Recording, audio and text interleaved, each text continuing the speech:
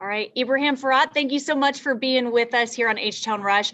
Want to start with talking about virtual learning. It's been happening for the better part of the year now. What do you think has been the hardest part of it for teachers and then for students?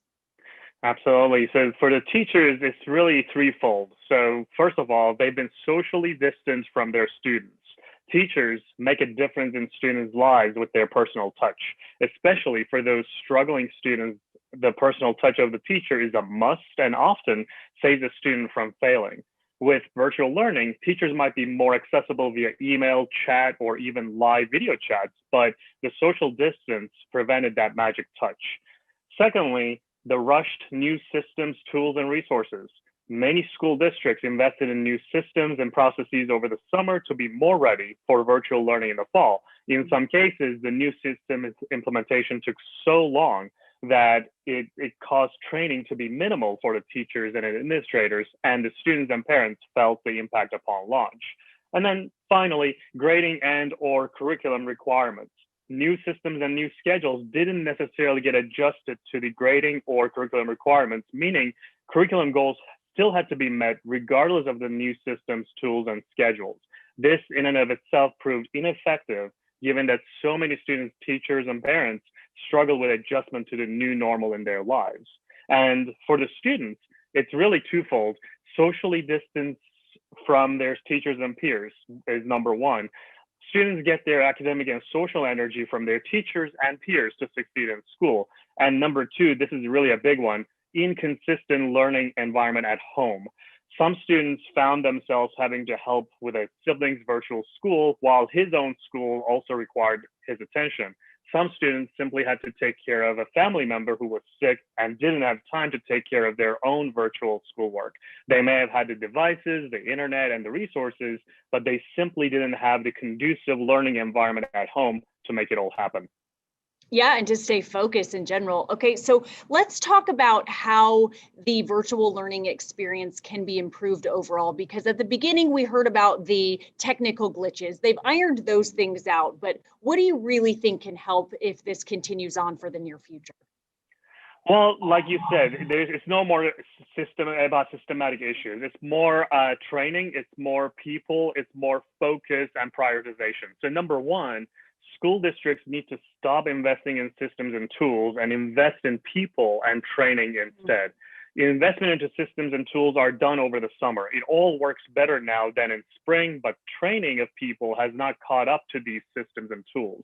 So this includes not just teachers and administrators, but also students and even parents.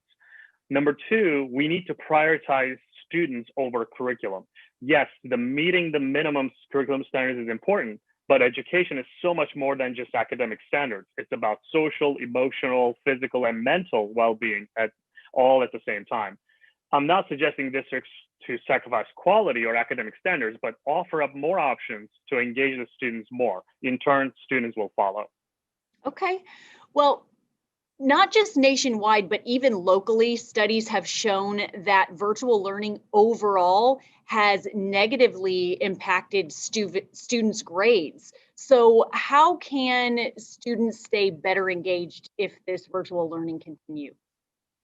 It's all mental than anything else at this point. We're way past the resource or technology issues. So number one, we need to change mindset and expectations. Students and parents need to understand and make effort to change their previous mindset and expectations about their education. Today, with new tools, schedules, and systems, what they've been used to has changed dramatically. They need to adjust themselves to meet those changes. And it starts with the mental readiness first. For example, what used to come easy to you in math in the classroom now may become challenging due to the new normal. You need to ask yourself, do I have everything I need to succeed in math again? If you have all the tools and resources, then it comes down to your mindset and expectations. Number two, distractions happen anywhere. You need to take charge and become self-controlled. This is the belief that virtual learning promotes more distractions due to varying environments and resources. But the fact is, physical school or classroom environment contains just as many distractions. They're just different distractions. One is more contextual and the other one is more digital. So students can stay engaged in virtual learning by realizing this fact alone and having self-control. But do you think that's the same for high school students versus, kindergartners? Because you would Yeah. think that the older kids have more discipline, but not so much if you're trying to deal with a 7-year-old. Yeah, good question. It really depends on the grade level of kids. So, and the encouragement needs to happen all across the board. For instance, for pre-K through 5th grade, most teachers implement learn by play models for younger kids, even in virtual settings. So parents play a crucial role in encouraging their little ones with these activities and ask them about their favorites and what they have learned. The more involvement from the parents about their learning, the more continued engagement from the little ones in their similar activities. Now, for middle school students, they're old enough to know the pros and cons of virtual versus in-person learning, but not old enough to have them also enjoy while learning in virtual settings. If there's lack of engagement from a middle school student in virtual learning, then teachers need to incorporate new activities that link with learning objectives for that particular grade. These include virtual group activities, as middle school students tend to get most engaged by encouragement of their peers rather than their parents or even their teachers. High school students, their drive to succeed in virtual learning is largely self-initiated. Therefore, anything and everything that personally appeals to high school students' drive to succeed will likely result in positive outcome. For example, an 11th grader who is looking to study engineering in a competitive college of the future will likely be self-driven to succeed in the virtual AP physics class naturally, but especially so if encouraged by his or her teacher and or college counselor.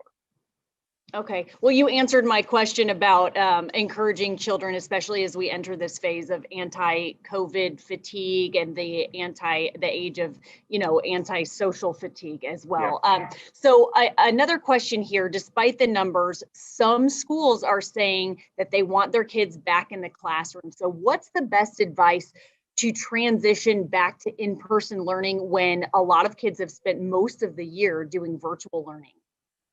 Absolutely. So number one, review what content you struggled with versus excelled in during virtual learning and communicate them to your teachers, because you don't want to waste time on the content you're excelling in when you go back to school versus you don't really want to have a lot of gaps in content when you go back to school and you don't cover that content anymore. Number two, don't overdo the social interaction upon return. I mean, we all miss social contact, but just remember that there is priorities, and number one priority is academics. Number three is don't expect computer learning is going away anytime soon. There will likely be homework, projects, or even exams on virtual settings, even after going back to school. Let's remember that many school districts and private schools, they've invested thousands of dollars and in some cases millions of dollars in those resources and systems. So they're going to continue using them even after we go back to school. And finally, get back into sports, clubs, organizations at your school, and volunteering to the extent that it's allowed. Yes, academics is important, but it's not the complete education unless you get involved in other aspects of learning, and that includes academic, non-academic clubs, sports, and volunteering. The more you do those, the more you grow as a whole student.